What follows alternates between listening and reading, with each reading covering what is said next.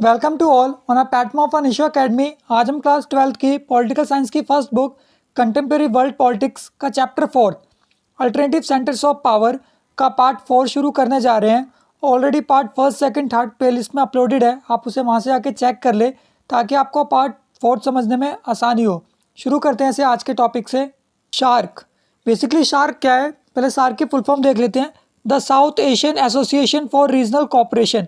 तो जो साउथ के बेसिकली नेशन है, इसमें बेसिकली 8 देश शामिल है। इन 8 देशों के लिए एक ऐसा एसोसिएशन क्रिएट करना जो अपने कोऑपरेशन से अपनी ज़रूरतों को पूरा कर सके। तो बेसिकली जो शार्क है इसके अंदर 8 कंट्रीज़ हैं आज के समय इंक्लूड। जब ये बना था 1985 में तो इसमें 7 कंट्रीज़ इंक्लूड थी। तो देखते हैं इसे। द शार्क मेंबर कंट्रीज़, इसका हेडक्वार्टर जो है वो काठमांडू है। काठमांडू कैपिटल है नेपाल की। और जो इसका पहला कॉन्फ्रेंस हुआ था, जो समिट हुआ था, वो ढाका में हुआ था। और ढाका कैपिटल है किसकी? बांग्लादेश की। तो देखो इसकी कंट्रीज़ को ना याद करने का एक सिंपल सा तरीका है, वो है MBBS पेन। जो MBBS डॉक्टर होता है वो बहुत पेन में रहता है। क्यों पेन में रहता है? दिन भर उसे इलाज करना होता है, इसलिए वो पेन में आ जाता है। तो M से क्या है? मालदीव। B से क्या है? भूटान। B से क्या है? बांग्लादेश। S से क्या है? श्रीलंका। P से क्या है? पाकिस्तान। A से क्या है? अफगानिस्तान। I से क्या है? इंडिया। N से क्या है? नेपाल। तो याद रहेगा MBBS पेन। M से मालदीव, B से भूटान, B से बांग्लादेश, S से श्रीलंका, P से पाकिस्तान, A से अफगानिस्तान, I से इंडिया और N से नेपाल। तो ये सिंपल सी ट्रिक है इसे याद रखने की। देखो अगर इसे देखना हो मैप पे ब्रॉडली तो आपको जैसे कि एक आइडिया होगा। जैसे ट्राई करते हैं, इंडिया का मैप ड्रॉ करने की कोशिश करते हैं। मान के चलते इंडिया का मैप है तो आपको जैसे कि पता होगा कि बेसिकली जो मालदीव है वो आपको इस तरफ मिल जाएगा वाटर के अंदर, ठीक है। यहाँ पे आपको श्रीलंका मिल जाएगा, ठीक है। यहाँ पे आओगे आप, आपको यहाँ पे बांग्लादेश मिल जाएगा। यहाँ पे आओगे तो पाकिस्तान और थोड़ा सा, एक्चुअली इधर है पाकिस्तान और थोड़ा सा इधर ऊपर जाओगे अफगानिस्तान, ठीक है, मिल जाएगा। देन आपका बचा नेपाल। नेपाल इस तरफ और भूटान इस तरफ, ठीक है। तो ये दोनों एक दूसरे के आसपास मिल जाएंगे। और इंडिया। तो बेसिकली याद रख लेना, मैप में देख लेना कौन कहाँ पे है, ठीक है, क्योंकि इससे सीधा क्वेश्चन आता है और वो आपसे मैप फिल करने के लिए बोलते हैं। तो ये बेसिकली आपके लिए ट्रिक थी जो आपने कर ली, वही MBBS पेन। तो MBBS पेन, ठीक है, मालदीव, बांग्लादेश, भूटान, श्रीलंका, पाकिस्तान, अफगानिस्तान, इंडिया, नेपाल, ठीक है। कब बना था? 1985 में बना था। पहला कॉन्फ्रेंस कब हुआ था इसका? 1985 में हुआ था। पहला कॉन्फ्रेंस कहाँ पे हुआ था इसका? अभी हमने डिस्कस किया कि बांग्लादेश की कैपिटल ढाका में हुआ था, ठीक है। और उसका हेडक्वार्टर कहाँ पे है? काठमांडू नेपाल के अंदर है।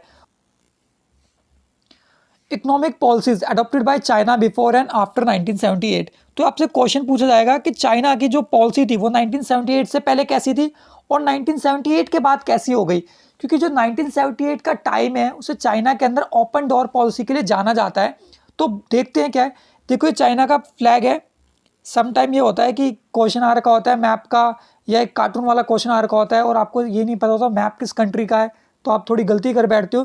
क्योंकि चाइना और रशिया के मैप में बहुत हद तक सिमिलैरिटीज़ है, कलर को लेकर उनके पास भी स्टार है, ठीक है।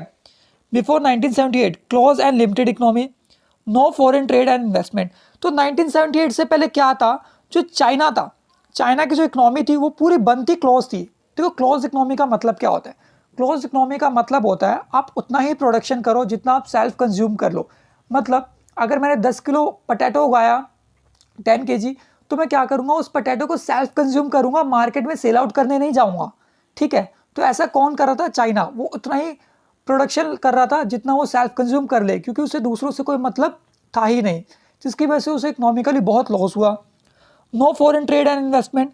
तो 1978 से पहले जो चीन था वो किसी भी कंट्री से कोई ट्रेड नहीं करता था। अगर ट्रेड नहीं करेगा तो इन्वेस्टमेंट शुरू नहीं होगा, और अगर इन्वेस्टमेंट नहीं होगा तो कोई भी कंट्री अपनी GDP को कैसे अच्छा कर सकती है, कैसे बूस्ट कर सकती है। After 1978 economic crisis. अब 1978 के बाद चाइना में आ जाती है economic crisis.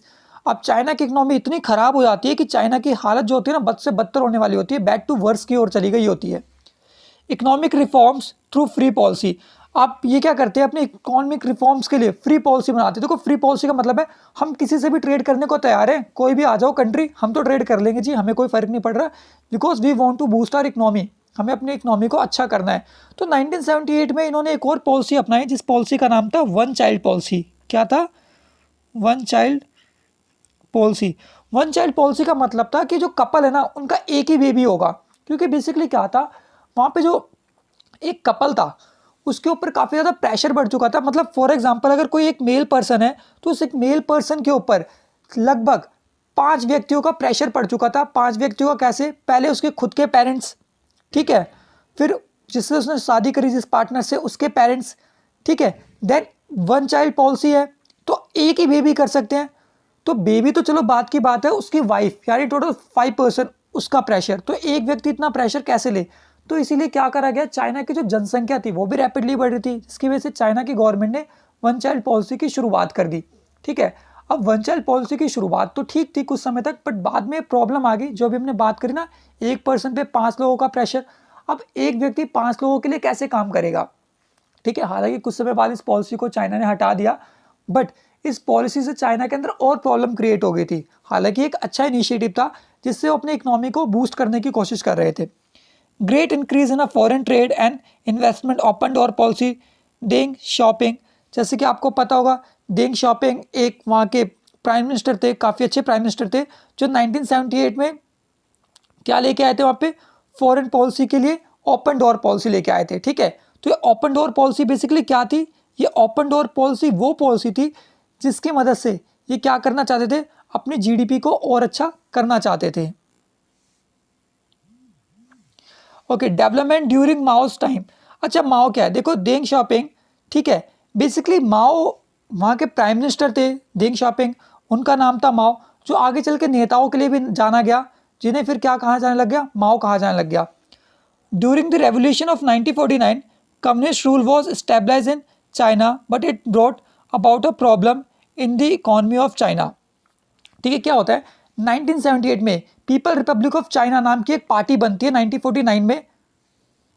After 1978 economic crisis, क्या हुआ था 1978 के बाद, चाइना को तो अपनी औकात दिख चुकी थी, अब उन्हें पता था कि वो इकोनॉमिकली काफ़ी ज़्यादा वीक हो चुके हैं। तो उन्होंने क्या करा, उन्होंने सिंपल सा फंडा अपनाया, और वो फंडा क्या था, economic reforms through free policy. अब इन्होंने कहा हम तैयार है, कोई भी नेशन आए हमें फ़र्क नहीं पड़ता, हम तो ट्रेड करेंगे, अपनी क्लोज इकोनॉमी को हम ओपन करेंगे और जितना ट्रेड हो सके उतना ट्रेड करेंगे, ताकि हमारी जो पॉलिसी है वो अच्छे से अच्छी हो जाए। Great increase in a foreign trade and investment, open door policy, Deng Xiaoping, ये अलग अलग पॉइंट है यहाँ से, ओपन डोर पॉलिसी से, और ये अलग पॉइंट है। तो ग्रेट इन्फ्लुएंस हुआ था फॉरेन ट्रेड में, फॉरेन ट्रेड काफ़ी, अमेरिका के साथ व्यापार शुरू करके, ट्रेड शुरू करके। In 1973 prime minister Zhou Enlai introduce 4 modern proposals in the field of agro industries, service and technology. तो बेसिकली उन्होंने क्या करा, 4 तरह के रिफॉर्म्स रखे कि हम क्या करेंगे, टेक्नोलॉजिकल वे में हमारी जो एग्रीकल्चर है उसे अच्छा करेंगे, ठीक है, जिससे हम अपनी इकोनॉमी के लिए खुद ही कुछ कर सके। Leader Deng Xiaoping in 1978 recently announce the policy of economic reforms, open door policy. ठीक है, तो ये ओपन डोर पॉलिसी क्या थी? देखो, ओपन डोर पॉलिसी का सिंपल सा मतलब है, now China has open the all the sectors for other countries, कि चाइना के जितने भी सेक्टर्स हैं दूसरी कंट्रीज के लिए ओपन है, कोई भी कंट्रीज आए, we are ready to trade with you, हम तैयार है भाई, हम तो ट्रेड करेंगे क्योंकि हमें तो ज़रूरत है। तो चाइना ने हर कंट्री से ट्रेड करना शुरू कर दिया था, चाहे वो उसकी अलाइज हो चाहे एनिमी कंट्री हो, चाइना को अपने ट्रेड से यहाँ मतलब था। प्राइवेटाइज एग्रीकल्चर इन 1982, चाइना ने 1982 में अपने एग्रीकल्चर को प्राइवेटाइज कर दिया था। देखो, सिंपल सा एग्जांपल है, देखो जो चीज़ें प्राइवेटाइज होंगी ना, वो चीज़ें काफ़ी अच्छे वे में रन होती हैं। सिंपल सा एग्जांपल लेते हैं इंडिया का, देखा होगा आपने, बस स्टैंड, ठीक है, रेलवे स्टेशन, जो सरकारी प्लेसेस हैं, जो भी सरकारी प्लेसेस होंगे वो गंदे पड़े रहेंगे, मतलब इतनी गंदगी होगी, मच्छर होंगे, पूछो मत। पर प्राइवेट प्लेस बहुत साफ सुथरे होते हैं, क्यों? क्योंकि वहाँ पे सर्विलेंस करी जाती है, अगर आप कुछ गलत करते हो तो आपको फाइन पे करना पड़ता है, आपको आंसर देना पड़ता है, अकाउंटेबिलिटी तय होती है। तो चाइना ने अपने एग्रीकल्चर को प्राइवेटाइज कर दिया, जिसकी वजह से एग्रीकल्चर में भी काफ़ी ज़्यादा बूस्ट शुरू हो गया था। When China's government had privatized, it benefited the government and made people grow indigo। अब क्या था, देखो, जैसे चाइना की गवर्नमेंट ने एग्रीकल्चर को प्राइवेटाइज कर दिया, तो उससे सबसे बड़ा बेनिफिट क्या हुआ कि अब जो चाइना थे उसके अंदर जो पॉपुलेशन थी चाइना की वो एग्रीकल्चर को काफ़ी ज़्यादा सीरियस वे में ले रही थी और अब वो इंडिको की कल्टीवेशन कर रही थी। जैसे कि आप लोगों के घर में उजाला बहुत पहले यूज़ करते थे, वाइट कपड़ों को उसे डाल के ब्लू कर दिया जाता था और एज अ डाई भी यूज़ होती है रंग के वे में, तो इसका कल्टीवेशन करता था चाइना, क्योंकि इंडिको एक कैश क्रॉप है, जैसे कॉटन हो गया, ठीक है, टबैको हो गया, तो इससे चाइना का काफ़ी ज़्यादा बेनिफिट और था। 1998 the industry was privatise with the establishment of SEZ special economic zone in China. देखो SEZ क्या होता है, स्पेशल इकोनॉमिक जोन क्या होता है, जो 1998 में शुरू किया गया चाइना द्वारा। स्पेशल इकोनॉमिक जोन के अंदर आप बेसिकली ना कुछ डिसाइड करते हो कि हम इस तरह का प्रोडक्शन करेंगे, ये करेंगे, या जो हमारा एरिया है, मानो 20 किलोमीटर 30 किलोमीटर का एरिया है, यहाँ पे इकोनॉमिकली एक्टिविटी होगी, बस मान के चलो पोर्ट है, वहाँ पे सामान आएगा उतरेगा, इम्पोर्ट एक्सपोर्ट का ध्यान रखेंगे। तो बेसिकली अपनी इकोनॉमी को बूस्ट करने के लिए उन्होंने बहुत सारे SEZ डिसाइड करना शुरू कर दिए थे। SEZ का सिंपल सा मतलब है अपनी इकोनॉमी को अच्छा करने के लिए किसी प्लेसेस को फिक्स कर देना, जहाँ पे मतलब जो प्रोडक्शन होता है कि इस चीज़ का प्रोडक्शन होगा वो डिसाइड कर दिया जाता है। China join to a WTO world trade organisation on 1 January 1995 in 2001। ठीक है, तो चाइना ने क्या करा, चाइना ने WTO को ज्वाइन कर लिया, 2001 में ज्वाइन किया था। ठीक है, और बेसिकली WTO बना कब था, 1 जनवरी 1995 को बना था। ठीक है, और 2001 में चाइना ने इसे ज्वाइन कर लिया था। तो देखो WTO में आपको पता होगा amber box, blue box, green box होते हैं, जिससे काफ़ी ज़्यादा सब्सिडीज दी जाती है। तो चाइना ने इसे अपनाया, जिससे चाइना का बहुत फ़ायदा हुआ। ओके, साइमल्टेनियसली देख लेते हैं और क्या हुआ, transforming close economy into a open economy by China. China ने क्या करा, जिनकी क्लोज इकोनॉमी थी उसे ओपन इकोनॉमी में कन्वर्ट करा, इसकी वजह से चाइना को काफ़ी ज़्यादा बेनिफिट हुआ। अच्छा, negative aspects of Chinese reform. देखो पॉजिटिव आए तो नेगेटिव भी आना जरूरी है। तो अब चाइना को लॉस क्या हुआ, economic development in China did not benefited all members of the society. तो जो चाइना में फायदा हुआ ना इकोनॉमिकल एक्टिविटीज का, वो सबको नहीं हुआ। देखो सिंपल सी बात है, जो पैसे वाला होगा उसको ज़्यादा होगा, जो गरीब होगा उसको होगा बट बहुत कम होगा, और कहीं ना कहीं लॉस ही होगा। जैसे आपको ग्रीन रेवोल्यूशन के बारे में मालूम है कि नॉर्थ के जो स्टेट थे जैसे कि यूपी, हरियाणा, ठीक है, इनका काफ़ी फायदा हुआ, जो अदर स्टेट थे उनका काफ़ी लॉस हुआ था इंडिया के अंदर। Unemployment increase in China bye adopting capitalist method. तो इन्होंने क्या करा, कैपिटलिस्ट मेथड को अपनाया ताकि अपनी GDP को और अच्छा कर सके, जिसकी वजह से लॉस भी देखने को मिला। Women's condition in China did not change. तो जो वीमेन की कंडीशन थी वो चेंज नहीं हुई थी, हालांकि बच्चों की भी नहीं हुई थी, बट वीमेंस के साथ ज़्यादा एक्सप्लॉयटेशन हो रहा था वर्क प्लेसेस पे, या उनको पे कम किया जा रहा था, जिसकी वजह से वीमेंस को काफ़ी ज़्यादा प्रॉब्लम हो रही थी। Availability of a differences in a village and the as well as a rural lifes. तो जो अर्बन और रूरल लाइफ्स है ना, उनमें काफ़ी ज़्यादा चेंज हो रहा था। जो अर्बन लाइफ थी वो काफ़ी अच्छी थी, जो रूरल लाइफ थी वो काफ़ी बुरी थी, क्योंकि देखो गांव में तो चीज़ें पहुंच ही नहीं पा रही थी, शहरों तक ही उनका कंज्यूम कर लिया जा रहा था, जिसकी वजह से बहुत सारी प्रॉब्लम देखने को मिल रही थी। Development activities did immense harm to the environment. देखो सिंपल सी बात है, अगर आप डेवलपमेंट करते हो तो एनवायरनमेंट को नुकसान तो होगा होगा। अगर आपको कहीं घर बनाने हैं या पार्क बनाना है तो आपको पेड़ों को काटना पड़ेगा, बट अगर आप डेवलपमेंट के साथ अच्छा एनवायरनमेंट रखना चाहते हो तो इसका एक सिंपल सा मेथड है, जो है सस्टेनेबल डेवलपमेंट। सस्टेनेबल डेवलपमेंट क्या होता है, सिंपल से टर्म में, जो भी आज कर रहे हो आपको ये सोच के करना है कि वो आज जो भी है आपके पास वो आपका नहीं है, बल्कि आपकी आने वाली पीढ़ी का है, आने वाली जनरेशन का है। तो आपको रिसोर्सेज को उस बेस्ट वे में, उस बेस्ट ऑप्टिमम मेथड में यूज़ करना है, ताकि आप उसे आने वाली जनरेशन के लिए सेव कर सको। तो सस्टेनेबल डेवलपमेंट का मीन यही है। अगर आप किसी पेड़ को काट रहे हो, अगर आपने एक पेड़ काटा है तो आप उम्मीद ये रखो अपने आप से कि आपको 2 पेड़ लगाने हैं, ताकि नेचर का जो बैलेंस है वो बना रहे। Corruption in social and administrative life in China. तो चाइना के अंदर ना करप्शन बहुत ज़्यादा देखा जा सकता था। ऐसा नहीं था कि एडमिनिस्ट्रेशन बहुत अच्छा हो गया तो करप्शन खत्म हो गया, नहीं, एडमिनिस्ट्रेशन और ख़राब हो रहा था और चाइना के अंदर करप्शन को बढ़ाया जा रहा था। Relationship and disputes between China and India, most important topic है, काफ़ी बार क्वेश्चन आता है कि इंडिया और चाइना के कैसे रिलेशंस है। हालांकि ज़्यादा खराबी है बट कुछ हद तक ठीक भी हैं, जिसे हम पंचशील वाले प्रिंसिपल में डिस्कस करेंगे। In 1950 the grabbing of a Tibet by China and occupying the Indian border by China. तो आपको पता होगा चाइना द्वारा 1950 में जो तिब्बत है उसे हड़प लिया गया था, और आज भी बहुत ज़्यादा इस पर लड़ाई देखी जा सकती है। In 1962 China and Ladakh and NEFA North East Frontier Agency have been forcibly holding on the Arunachal Pradesh. तो नेफा याद रखना, North East Frontier Agency basically Arunachal Pradesh के लिए यूज़ होने वाला वर्ड है। और आज भी चाइना ये कहता है कि अरुणाचल प्रदेश हमारा हिस्सा है, हालांकि ऐसा नहीं है।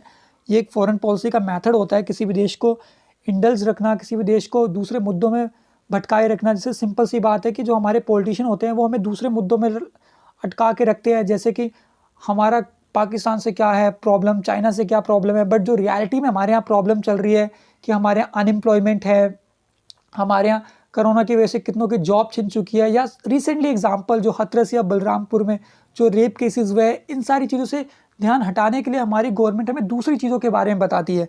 और हमारी जो मीडिया है, टू बी फ्रैंक, ये वो बिकाऊ मीडिया है जो गलत चीज़ें दिखाने में ही विश्वास रखती हैं, जिसकी वजह से जो रियल यूथ है वो अपनी रियल प्रॉब्लम से डाइवर्ट हो जाता है।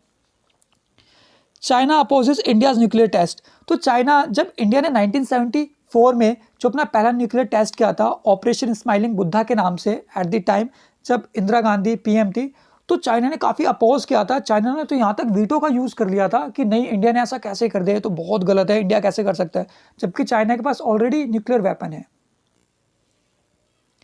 Okay, seek help of Pakistan by China Pulwama attack. तो आपको जैसे पता होगा कि 14 Feb 2019 ब्लैक डे है इंडिया के लिए, क्योंकि इस दिन पुलवामा अटैक हुआ था जिसमें हमारे काफ़ी ज़्यादा सोल्जर्स मारे गए थे JNK के अंदर। और इसके जब इंडिया ने आवाज़ उठाई तो चाइना ने कर्टेल करा और पाकिस्तान की मदद करी वीटो पावर की मदद से। China led policies like OBOR, one belt one road initiative and CPEC, China Pakistan economic corridor for their on country. तो चाइना ने एक बेल्ट बना रखा है, फॉर एग्जांपल मान के चलो ये पूरा ग्लोब है, इस पूरे ग्लोब से एक रोड बनेगा ऐसे करके, इसमें 164 नेशन इंक्लूड हो चुके हैं। एशिया से भूटान इंक्लूड नहीं है, इंडिया इंक्लूड नहीं है, और बाहर के कंट्रीज़ में जैसे अमेरिका इंक्लूड नहीं है। तो एक कॉमन सा रोड है जिसके माध्यम से चाइना क्या करेगा, पूरे देश में, पूरे विश्व में व्यापार करेगा। और CPEC क्या है, China Pakistan economic corridor. Basically China द्वारा पाकिस्तान में अपनी नीतियों को अच्छा रखने के लिए एक पोर्ट बनाया गया है, ठीक है, जिसे उन्होंने क्या कहा है, गोदार पोर्ट कहा है।